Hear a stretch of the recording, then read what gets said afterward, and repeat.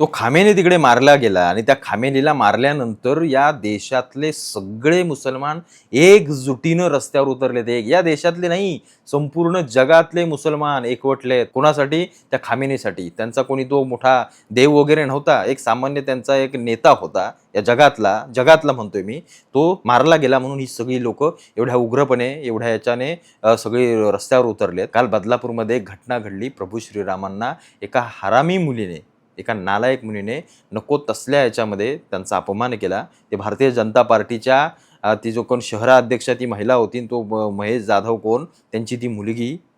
हे झाल्यानंतर फक्त बदलापूरमधल्या हिंदूंचं रक्त सळसळतं. विचार करा, या ठिकाणी जर एखाद्या मुस्लिम देवतेला आपण जर या मुलीने काही केलं असतं, तिला कापून टाकली असती, कापून फेकून दिले असते आणि कुठच्या कुठे. पण हिंदू सहिष्णू आहे, तो इतका पण सहिष्णू नसावा, एवढंच मला फक्त सांगायचंय. आणि तुझा भाजपचा कोणी असेल म्हणून तर कधीच हिंदू एवढा सहिष्णू नसावा, खरोखर नसावा.